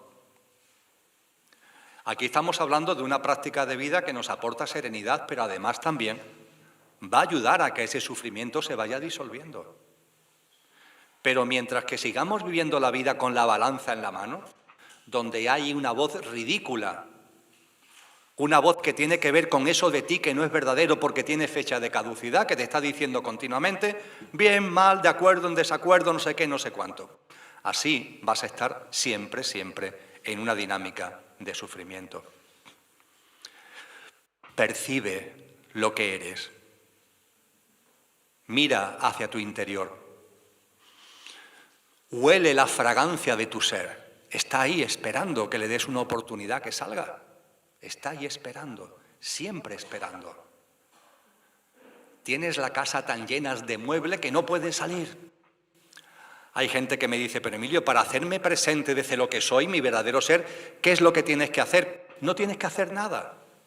Lo único que tienes que hacer es dejar de vivir como no eres. En la medida en que dejes de vivir como no eres, lo que eres irá apareciendo en escena. El Emilio, si yo dejara a Emilio que hiciera de las suyas, entre comillas, yo a Emilio le estoy muy agradecido. Creo que vosotros y vosotras le tenéis que estar muy agradecidos a la personalidad en la que estáis encarnados. Pero si dejamos a nuestra personalidad sin un mando, sin el mando de la conciencia, sin el mando del ser, se convierte en una especie de coche loco. Y cuando dejamos a ese pequeño yo el mando de nuestra vida, hace cosas muy raras. Por ejemplo, habla y nos dice que las cosas tienen que ser lo que yo quiero, como yo quiero, cuando yo quiero y donde yo quiero. Apartarse de reír, ¿no? La vida entera nos está diciendo que las cosas son cuando corresponden. Fijaros que la naturaleza nos está enseñando permanentemente eso. El invierno, la primavera, el verano y el otoño, todo es cuando corresponde. Y cuando es invierno, es invierno. Y cuando es invierno ya te puedes poner como quieras, pero no es verano. Y cuando es verano ya puedes ponerte como quieras, que no va a ser invierno. Si alguna persona estando en verano diera grito por las calles queriendo que, aquí no sucede, pero en fin, por un ejemplo gráfico, que nevara, pues pensaríamos que esa persona está loca. O si una persona en medio del invierno diera grito diciendo yo quiero que haya un clima para estar en mangas cortas y en bañador y poder tomar el sol en la playa, pensaríamos que está loca, ¿verdad? Sin embargo, cuando hay algo en nosotros que dice que las cosas tienen que ser lo que yo quiero, como yo quiero, cuando yo quiero y donde yo quiero, no somos capaces de reflexionar, oye, ¿estaremos locos? Porque es una locura. Mientras que andemos con la lengua fuera, queriendo que las cosas sean lo que yo quiero, como yo quiero, cuando yo quiero, donde yo quiero, lo que eres no va a aparecer en escena. A esa voz la oyes y te ríes. La oyes y te ríes. No la rechaces, no te enfades cuando esa voz aparezca en tu cabeza. Simplemente ríete. Es esa parte tuya que tiene fecha de caducidad, es ese coche, pero tú tienes el mando consciente y por tanto no le haces caso. Somos como un conductor que ha encarnado en un coche para experienciar la vivencia humana. El coche es nuestro pequeño yo, el yo físico, emocional, mental, la personalidad a él asociada, pero vosotros y yo somos, de verdad, nuestro ser es el conductor. Y parece que al conductor lo tenemos olvidado, como si estuviera dormido. Es momento de que el conductor despierte y tome el mando de la vida. Y cuando el coche enciende ahí algunos pilotos de miedo, el conductor tiene que evaluar, el conductor tiene que calibrar. Y cuando te dice eso de que las cosas tienen que ser como yo quiero, nos reímos. Son cosas del coche. No tienen que ver verdaderamente contigo. No tienen que ver verdaderamente conmigo. O cuando te dice eso de el consumismo, las propiedades, el dinero. ¡Uf! ¡Cuánta fatiga, cielo santo! De verdad, atesorar, retener, poseer. ¿No dais cuenta que eso es vivir la vida, perdonadme la expresión, estreñido? ¿Tanto retener? ¿Tanto acumular? tanto por ser suelta, suelta hombre, suelta mujer, suelta todo eso. ¿No te das cuenta que eso te está comiendo por dentro? Que ese estreñimiento de estar royendo las entrañas. Suelta, suelta y aprende de los que entendemos que son sabios y sabias. El santo de Asís, Francisco de Asís, no se cansó el hombre de decir, necesito poco, y lo poco que necesito, lo necesito poco. Y este santo, Francisco de Asís, tenía más razón que un santo. Claro que necesitamos poco, de verdad que no necesitamos tanto, si lo sabéis y lo sé. Pero ahí hay una vocecita con un influjo social enorme de que necesito mucho y lo mucho que lo necesito mucho. Bueno, pues ya tú, venga, sigue, el coche loco a la deriva. Pero que seas consciente que eso te va a originar mucho sufrimiento. Hay un gran sabio de la Grecia clásica, maestro de Platón, que se llamó Sócrates. Os sonará quizá el nombre de Sócrates. Sócrates tiene una anécdota muy divertida. Aparte de algo tan divertido como que nunca escribió, y todo lo que sabemos lo sabemos por sus discípulos, por ejemplo, por lo que escribió Platón sobre él. Pues bien, Sócrates tenía fama de ser una persona austera, un término que ahora se desprecia, la austeridad, vivir con austeridad. Eso hoy está mal visto. Vamos, de hecho es una palabra que utilizamos cada vez menos, está mal visto. Pero Sócrates era una persona austera. Era una persona austera en su forma de alimentarse, era una persona austera en su forma de vestirse. Es decir, no tenía, vamos a hacer un salto en el tiempo, no tenía no sé cuántos pantalones, no sé cuántas camisas, no sé cuántos... No, tenía lo justito, para ir aseado, para ir bien, y se acabó. Tú abrías el ropero de Sócrates y tenía, bueno, pues unas cuantas prendas, lo necesario para ir aseado, para cambiarse de vez en cuando, pero sin ningún tipo de exceso. No tenía 10 pares de pantalones, 20 pares de zapatos, no sé cuántas camisas, no, lo justito, lo justito. Lo que le dice Jesús a sus discípulos, ir y lanzaros por el mundo, ¿y qué le dice Jesús? Una sandalia y 2 túnicas. Una sandalia y 2 túnicas. Cuando se rompan las sandalias, buscaros otras, pero solo cuando se rompan. Y 2 túnicas por respeto a los demás, claro, y a vosotros mismos, por una mínima regla de aseo. Ya está. Sócrates era austero. Repito, un término que hoy está mal visto. Y sin embargo, iba mucho al mercado de Atenas.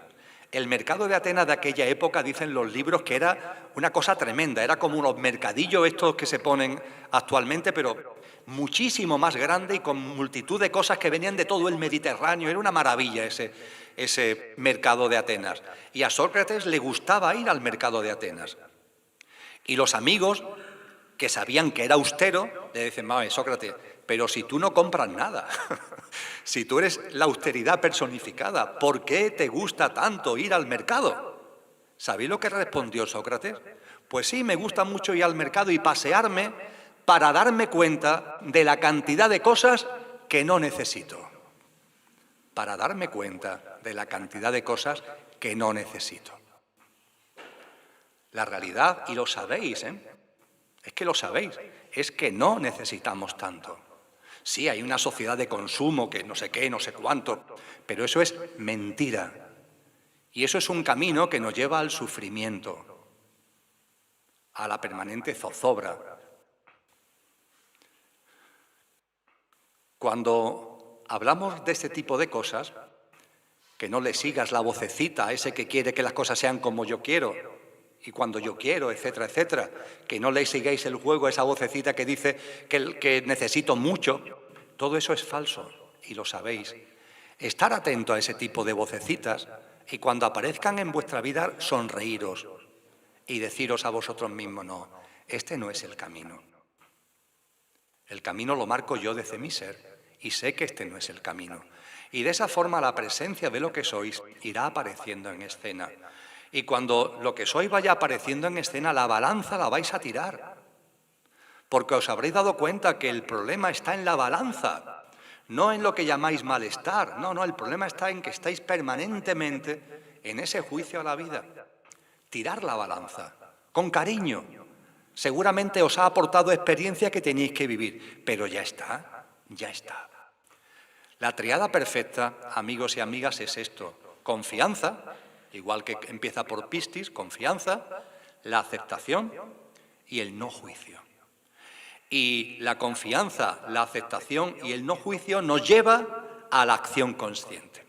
Y esto es muy importante. Yo diría que es imprescindible, ya que nos estamos acercando al final de este encuentro. Porque cuando he hablado de confianza, de compromiso con uno mismo y de perseverancia, o cuando he hablado de confianza, de aceptación y de no juicio, se puede deducir, y sería un error, de que estamos llamando, de que los sabios y sabias están llamándonos a la inacción, a la indiferencia. Hay personas que me lo dicen, bueno, Emilio, pero si acepto, si no juzgo, eso, ¿qué me estás diciendo? Que tengo que ser, lo digo desde el mayor cariño a esa forma de vida preciosa, que tengo que ser una ameba. ¿Qué quieres, que me convierta en una ameba? No siento, no percibo, no hago nada, todo está bien, no hay nada que hacer, no juzgo. Todo lo que vengo compartiendo con vosotros y con vosotras, reflexionadlo, por favor, lleva a la inacción, a cruzarme de brazos. Rotundamente no, rotundamente no. Lleva a una acción, eso sí, que no tiene nada que ver con la acción del pequeño yo. Lleva a actuar, pero lleva a actuar de una forma consciente. Por eso se habla de la acción consciente. Fijaros, si cogemos personajes en la historia que hayan vivido con fe y que hayan practicado la triada perfecta, los dos que he citado como columnas vertebrales de lo que estoy compartiendo hoy, Jesús de Nazaret y Buda, están entre esas personas, ¿verdad?, que viendo la historia pueden ser que hayan vivido como ejemplo de pistis, de fe y de la triada perfecta. Y conocemos algo de su biografía, ¿verdad? Nos han llegado datos, detalles, informaciones sobre su biografía. Con lo que sabemos de su biografía, estos personajes eran inactivos o eran activos. Eran radicalmente activos. Os recuerdo que Siddhartha Gautama Buda era un príncipe que vivía en un palacio aislado por completo de la multitud, que se le había preparado su padre, por cierto, para que estuviera alejado del sufrimiento del mundo. Y en ese palacio vivía con su mujer y tenía un hijo y vivía con todos los placeres y en medio de una enorme belleza. Pero Siddhartha Gautama Buda sintió algo fuerte en su interior, sintió una llamada, la llamada del ser. Y esa llamada del ser, esa llamada de la esencia, lo llevó a abandonar el palacio y lo llevó a meterse en el mundo, conmovido por el sufrimiento que hay en el mundo. Le conmovió hasta las entrañas tanto sufrimiento y se lanzó al mundo para entender y para ver si hay alguna manera de salir del sufrimiento, si hay alguna posibilidad de que el ser humano salga del sufrimiento. Y fue una persona tremendamente activa. Ya os digo, se podía haber pasado toda su vida retirado y no, se lanzó al mundo. Y nos dijo algo muy importante, la gran causa del sufrimiento es la ignorancia de lo que sois, que no os dais cuenta de lo que verdaderamente sois. Él habló de la ignorancia, la primera razón del sufrimiento humano, la gran razón del sufrimiento humano es la ignorancia, pero no la ignorancia de las capitales de Europa, no la ignorancia de las banderas del mundo, no la ignorancia de la alineación del Barcelona, no, por favor, no, la ignorancia de lo que eres divino y lo estás ignorando, que eres inmortal y no te das cuenta, que tienes una esencia imperecedera y la tienes metida en un cajón. Y la ignorancia de lo que eres es lo que te está originando el sufrimiento. Es la primera y gran razón, los kleshas que hablaba Buda, la primera y gran razón del sufrimiento humano. Y eso él lo percibió y lo compartió con nosotros porque lo vivió. Y lo vivió porque fue activo. No vivió retirado, oh no, yo soy muy espiritual y me quedo ahí en mi retiro. No, él se lanzó al mundo. Y sobre Jesús de Nazaret no tengo que deciros mucho, ¿verdad?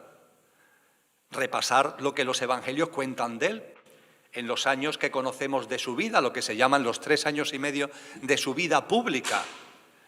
Si tenéis algún rato, es entretenido coger la geografía de Galilea, de Judá, de la Palestina de entonces, e ir viendo cómo los evangelios van diciendo dónde Jesús va moviéndose. Y cuando tengáis hecho el mapa de los movimientos de Jesús en esos 3 años y medio, eso lo coge uno de los psicólogos que están de moda actualmente y a Jesús le dan tratamiento de hiperactivo.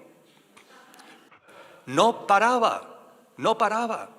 Hay anécdotas en los evangelios que iba su madre y sus hermanos, lo dicen así los evangelios, porque querían hablar con él y cuando llegaban a un sitio ya se había ido Jesús porque ya estaba en el otro pueblo. Y cuando llegaban al otro pueblo ya se había ido porque ya estaba en el otro pueblo. Jesús no era un hiperactivo, Jesús era una persona comprometida consigo mismo y que al amarse a sí mismo desde su compromiso amaba al prójimo y estaba viviendo en servicio a los demás y no era inactivo. Él era el gran maestro de la fe, nos llamaba a la confianza, nos llamaba al compromiso y a la perseverancia, practicaba la tríada perfecta. ¿Cuántas veces nos dijo no enjuicies, no hagas juicios, acepta? Él era el maestro de todo esto y sin embargo era inactivo, era enormemente activo. La diferencia está en que esa actividad era consciente. Es decir, si yo actúo, me señala a mí porque soy el que estoy hablando, pero vamos, podríamos hablar de cualquiera de vosotros y de vosotras, ¿eh? Si yo actúo como Emilio, mi acción no va a ser consciente. Es necesario que yo tome el mando desde lo que está más acá de Emilio, en lo que va a seguir vivo cuando Emilio deje de estar vivo. Y actuar desde ahí. Si yo dejo que el que actúe sea Emilio, esa acción va a ser egoica. Si yo dejara que el coche fuera por donde le dé la gana, ese va a ser un coche loco. No, vamos a actuar desde el conductor, vamos a actuar desde lo que somos. Y entonces la acción es consciente.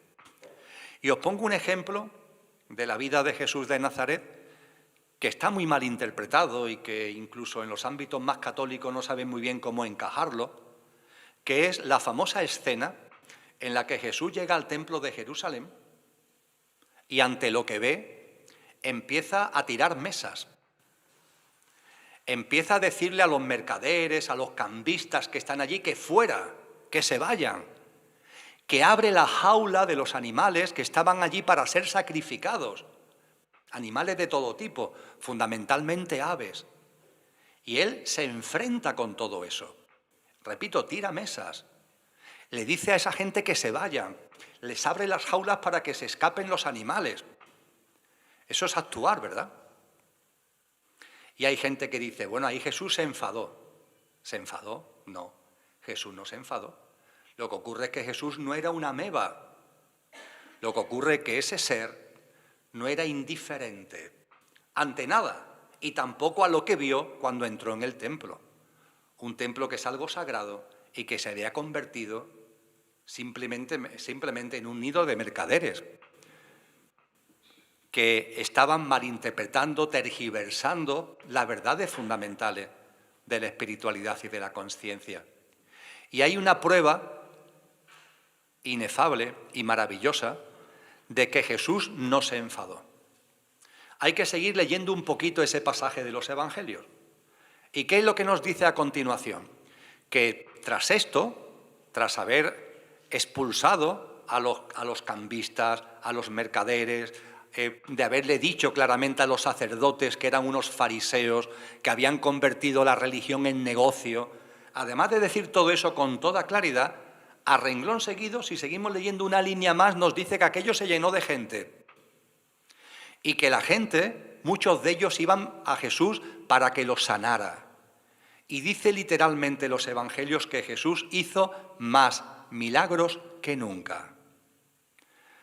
Mirad, para hacer milagros, por sentido común, la persona que hace milagros tiene que estar en una alta vibración. No es posible sanar, no es posible hacer milagros si tú no estás en una alta vibración.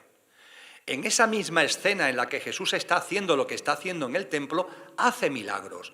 Lo que quiere decir que su vibración no bajó, no se enfadó, no se encolerizó, no. Estaba actuando con contundencia porque lo que tenía delante era para actuar con contundencia, pero no bajó ni un ápice su alta vibración y por eso pudo hacer milagros. A eso a lo que estamos llamados vosotros y yo. La espiritualidad, la conciencia no es mirar para otro lado, para nada, es actuar, pero actúa de un modo que tu vibración, tu conciencia, se mantenga siempre arriba, se mantenga siempre alta. Nos dice Jesús en las bienaventuranzas, actúa por la paz, nos está llamando a la acción, actúa por la justicia, nos está llamando a la acción, nos dice más, actúa por la paz, actúa por la justicia, a una costa de ser calumniado, a una costa de ser insultado, a una costa de ser perseguido. Tremendo, ¿verdad? A una costa de ser perseguido. Haz lo que en conciencia desde tu verdadero ser sientas, percibas, llévalo a cabo. Esa fue la llamada que Él nos hizo. Eso es la acción consciente. Hay personas, más de una, más de dos, que cuando hablan de conciencia, cuando hablan de espiritualidad, nos están dando un mensaje como de retiro, como de retirarnos. Pero la conciencia, la espiritualidad, no es un retiro. Ciertamente, una persona puede sentir en un momento determinado la necesidad de un retiro. Por supuesto que sí. Yo lo he vivido en mi vida, el sentir en un momento concreto estar retirado. Pero, ¿para qué te retiras? Para nutrirte y volver a la escena. Jesús, por ejemplo, antes de empezar la vida pública, estuvo 40 días y 40 noches retirado en el desierto. ¿Para qué se retiró en el desierto? Para meditar, para ayunar, para prepararse interiormente para lo que después iba a llevar a cabo. La retirada, entre comillas, per se, puede ser necesaria en nuestro camino de conciencia, pero ojo, no para quedarte retirado, sino para volver, para coger fuerzas y volver, con una mirada más limpia, con una conciencia más alta. Y vosotros y yo estamos llamados a eso. Vosotros y yo estamos llamados a no ser indiferentes ante lo que ocurre delante nuestra. Me sorprende la facilidad con la que tenemos de ser muy compasivos con lo que vemos en el telediario, con lo que vemos en la televisión. Pero oye, lo que tenemos delante, ¿por qué esa compasión no lo tenemos con lo que tenemos delante? En la puerta de tu casa, quizás dentro de tu propia casa, ¿por qué esa compasión no lo tenemos con lo que tenemos delante? Pues muy sencillo, porque al pequeño yo le resulta muy fácil ser compasivo con algo que está viendo en una pantalla de televisor y que está pasando a miles de kilómetros de distancia, porque eso no compromete. En cambio, ser compasivo con lo que tienes delante tiene el problema de que te compromete, porque lo tienes delante. Y ahí no caben palabras, ¿actúas o no actúas ante eso que tienes delante? Y vosotros y yo sabemos que todos los días tenemos cosas delante que nos están llamando a actuar con amor, con compasión y desde lo que somos. Yo no estoy llamando aquí a que nos convirtamos en Teresa de Calcuta.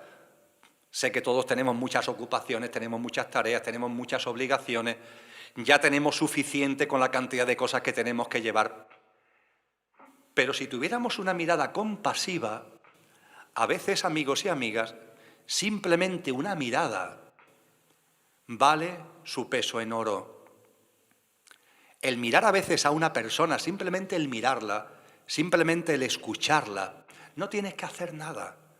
No le tienes que salvar la vida, no le tienes que cambiar la vida.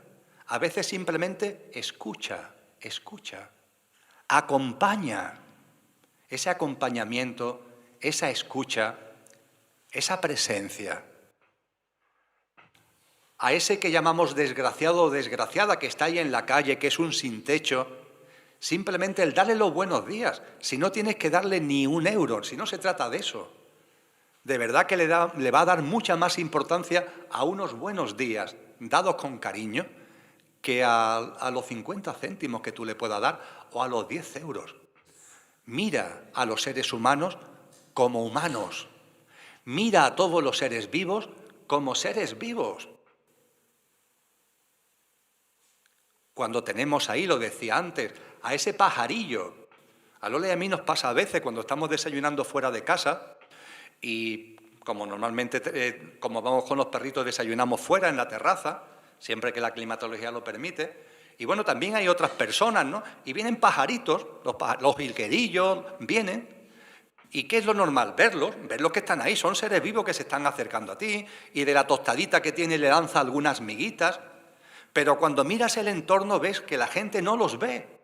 Están enfrascados en su mundo. Yo no sé qué mundo es exactamente, debe ser tremendo porque son una especie de arena movediza que se lo está comiendo. No ven nada. Están como si fueran una especie de pared que ni oyen ni ven ni lo más hermoso que tienen delante.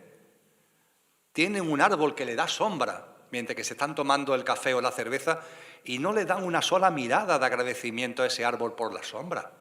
¿No dais cuenta que eso se habla mucho de que la humanidad vamos camino de que nos transforme en una especie de máquina, ¿no? Con todos los temas tecnológicos, que se habla de que nos quieren meter no sé qué, no sé cuánto. Hace un mes y medio en el diario El País, 2 científicos nos decían que dentro de no mucho tiempo esto habrá desaparecido y que todo lo que llevaremos es una diadema o un gorrito en la cabeza, donde ya con sensores desde nuestro cerebro conectaremos con la red y dicen que eso será maravilloso y será genial. Y cuando leíamos Lola y yo eso nos aterrábamos, Dios mío.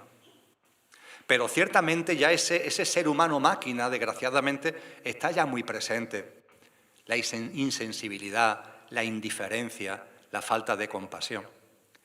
Y lo más maravilloso, para ir concluyendo, es que esto no es teoría, sino que es práctica.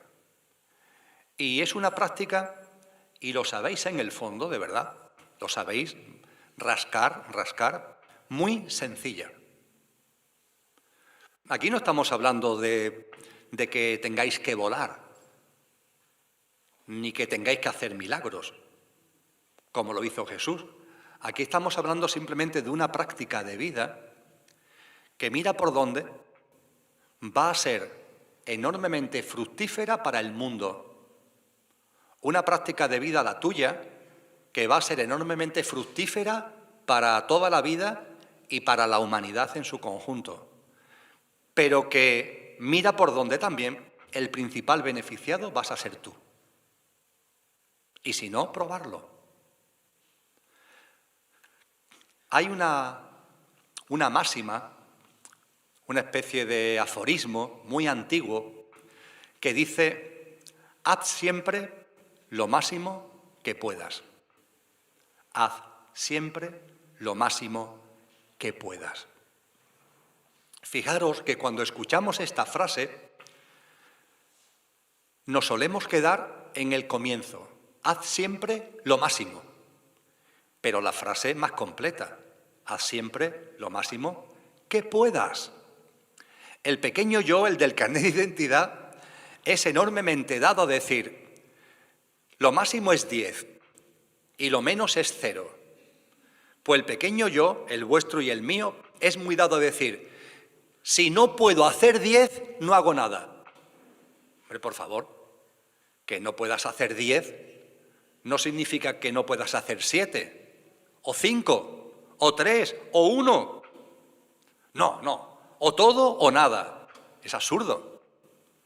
El haz siempre lo máximo que puedas significa que si puedes hacer 3, no hagas 2, haz 3. Que si puedes hacer 7, no hagas 5 o 6, haz 7. El haz lo máximo que puedas no significa que hagas 10.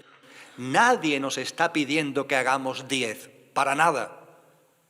Sí hay un mensaje claro de la conciencia que hagas lo máximo que puedas. Y si es 1, haz 1 y bienvenido sea.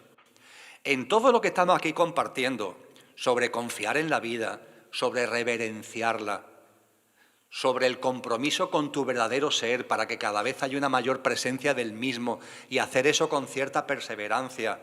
Esa confianza que te lleva a la aceptación, a la no queja, que te lleva al no juicio y todo ello que desemboca en una vida que no es inactiva, que no es indiferente, sino que es comprometida, que es de acción consciente. Todo eso, nadie nos pide que lo hagamos a nivel 10.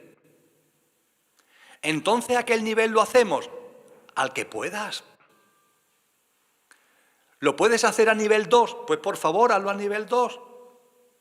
No vale el decir, no, como no puedo llegar a 10, no hago nada. No, hombre, no. Si puedes hacer 2, haz 2. Y yo os aseguro que vosotros y yo tenemos capacidad y posibilidades de no quedarnos ni en 2 ni en 3. Yo sé que vosotros y yo tenemos capacidades, por lo menos de llegar al 5. Bueno, pues vamos a vivir la vida practicando ese 5. Con esa nueva mirada, una nueva mirada que nos va a ir transformando a nosotros mismos. Repito que los principales beneficiados de esto somos nosotros. Por supuesto que le vamos a aportar mucho al mundo, a la vida, a la humanidad, pero los principales beneficiados vamos a ser nosotros mismos. Vais a ir notando en vuestro interior que algo va creciendo. ¿Qué es lo que va creciendo? Lo que sois. Y no es que crezca, es que se va haciendo presente. Está ahí ya en todo lo que es, no hace falta que crezca. Ese crecimiento me refiero al hecho de que cada vez se va a hacer más presente. Y esa presencia os va a ir llenando de una mirada nueva. Decía Elena Blavatsky en un libro llamado La voz del silencio, monta el ave de la vida. Este libro no se refiere a los trenes de alta velocidad, entre otras cosas porque está escrito en 1891. Entonces, cuando se nos dice que montemos en el ave de la vida, ¿a qué se está haciendo referencia? A que vivamos la vida con perspectiva.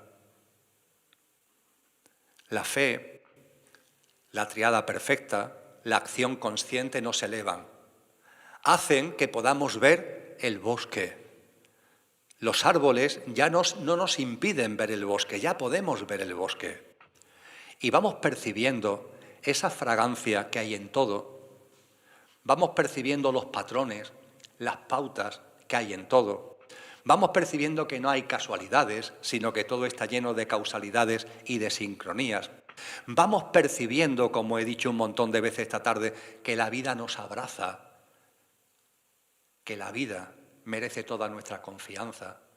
Vamos a ir percibiendo también que eso que está en mí profundo está en los demás, aunque ni se den cuenta, pero están en los demás.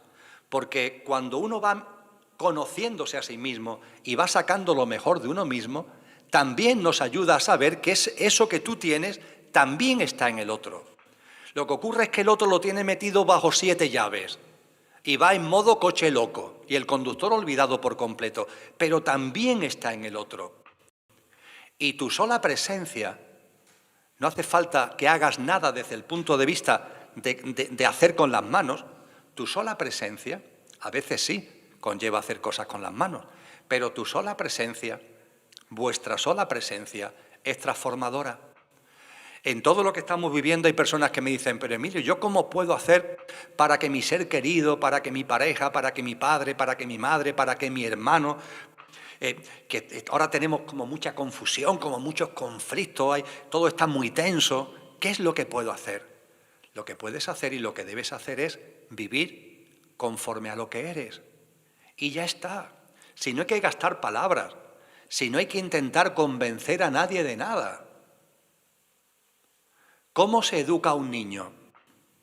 ¿Con palabras? Algunos padres todavía lo creen. Es un gran error, ¿verdad? A un niño no se le educa con lo que se le dice. A un niño se le educa con lo que uno hace. Es el ejemplo que tú das. Eso es lo que vale. Tú a tu hijo le puedes dar grandes discursos. Como dicen los adolescentes, me estás rayando de la cantidad de discursos que les damos. Pero claro, si tú dices una cosa y después hace otra, a ese chico, a esa chica, a ese niño, a esa niña, con toda la razón del mundo le entra por un oído y le sale por otro. No hay que gastar tantas palabras, tanta saliva. el ejemplo. Tú vives en coherencia con tu conciencia y no tengas ninguna duda que eso va a generar una onda expansiva en tu entorno. Puede tardar más, puede tardar menos, pero no tengas ningún tipo de dudas. No quieras convencer a nadie de nada. Por cierto, no os quiero convencer de nada en absoluto. Todo esto que estamos compartiendo tenéis que pasarlo por el filtro de vuestro discernimiento. Tenéis que pasarlo por vuestro sentido común, que como bien dicen es el menos común de los sentidos, pero es que es enormemente importante el sentido común. Tamizarlo por ahí, pasarlo por ahí. Entenderlo como una lluvia que a partir de ahí tenéis que hacer con la lluvia lo que consideréis oportuno. Pero desde luego la mejor forma que podemos llegar a los demás es siempre con una práctica, es siempre con el ejemplo. Todo esto nos aporta una mirada nueva que nos permite vivir la vida de otra forma. Si atendemos, para terminar con lo que iniciamos, si atendemos a lo que los grandes sabios nos han dicho, una vez que comienza el parto va a más. Es lo que le pasa a los partos, claro, que una vez que comienza, el proceso va a más, las contracciones van a más, los removimientos van a más. Posiblemente nosotros, vosotros y yo, vamos a vivir algo parecido. Estos removimientos que tenemos delante posiblemente van a ir a más, pero forman parte de un proceso del que van a hacer algo maravilloso. Y estamos en situación de vivirlo, aunque haya esas contracciones y esos removimientos, de vivirlo con paz, de vivirlo con serenidad. Y de con nuestra práctica de vida, con nuestro ejemplo, acompañar a los otros, generando una onda expansiva para que también perciban que esto se puede vivir de otra manera. Es un momento único, la verdad. Es una experiencia maravillosa la que tenemos delante. Estamos, amigos y amigas, en el gran huracán, en un huracán de magnitud aceleradamente creciente. Pero no olvidéis nunca que en medio del huracán, en lugar de intentar salir corriendo, que no es posible, en medio del huracán hay un sitio en el huracán donde no hay viento, donde la temperatura es cálida y el cielo está despejado. ¿Sabéis en qué parte del huracán sucede esto? En el centro. En el centro de un tifón no hay viento, curiosamente. En el centro de un tifón la temperatura es cálida y el cielo está despejado. Y vosotros y yo, esta experiencia de huracán en la que estamos, que va a más, la podemos vivir desde el centro del huracán. Piscis, tríada perfecta, acción consciente, nos sitúan en el centro del huracán. Y desde el centro del huracán, simplemente estando ahí, vamos a ser muy valiosos para muchas personas, que sin necesidad de que les digas nada, sin necesidad de que pronuncies una sola palabra, van a ver en ti que otro mundo es posible. Van a ver en ti una forma de vida distinta. Van a ver en ti una mirada y una forma de ver distinta. Y cuando vean que eso te llevan a ti y te llevan a mí a estar más sereno, más en paz, más compasivo, ser mejor persona, cuando eso lo vayan percibiendo, no digo todos, pero seguro que más de uno y más de una van a acercarse también a ese centro del huracán. Una cosa es la consciencia personal y otra cosa es la consciencia colectiva. He estado compartiendo multitud de cosas que tienen que ver con tomar mayor consciencia, que tu consciencia, mi consciencia, se eleve, se expanda, aumente. Lo más importante, llegado a este punto, último minuto, es que os deis cuenta de lo siguiente.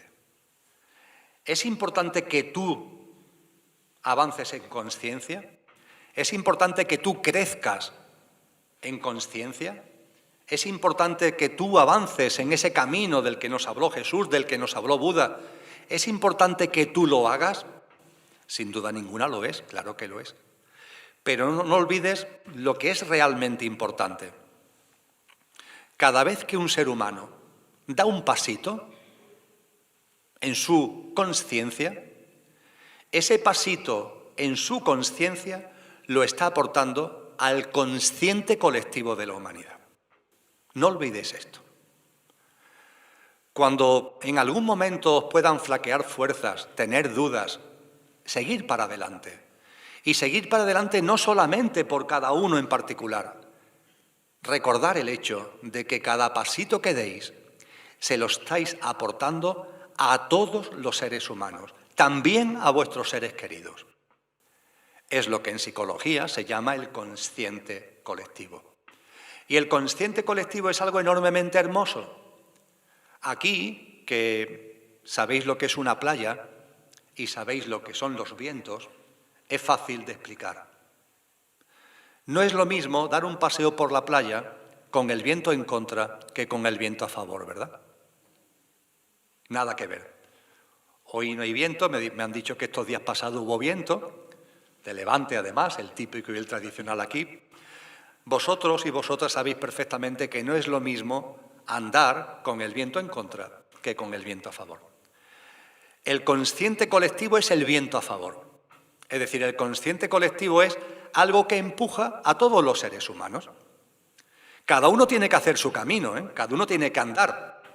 Nadie te va a llevar ahí en un coche. No, tú tienes que hacer el camino. Pero coincidiréis conmigo que no es lo mismo hacerlo con el viento en contra que con el viento a favor, ¿verdad? Pues bien, el consciente colectivo es un viento a favor que facilita, cuando cada uno se pone en marcha, facilita ese paso, facilita ese caminar, facilita ese sendero. Pues bien, ese viento a favor que es el consciente colectivo no se genera por casualidad, lo generamos los seres humanos. Cuanto más pasitos en consciencia demos más seres humanos, más fuerte será el viento del consciente colectivo. Y esto es lo realmente importante, amigos y amigas. Es importante la serenidad, es importante la paz, es importante la consciencia de cada uno en particular.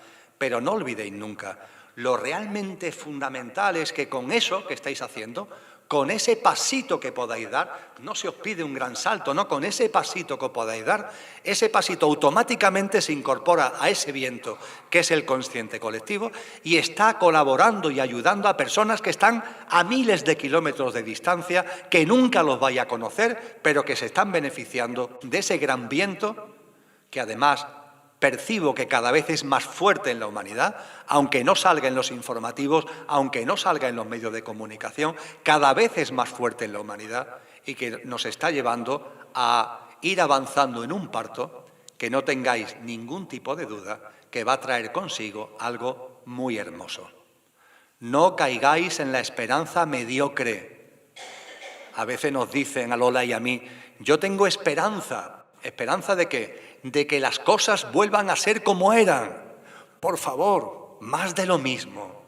¿De verdad esa es la esperanza a la que podemos aspirar? Más de lo mismo, más deshumanización, más alejamiento de la vida, más materialismo, más egoísmo. ¿A eso aspiramos? No, por favor, más de lo mismo no.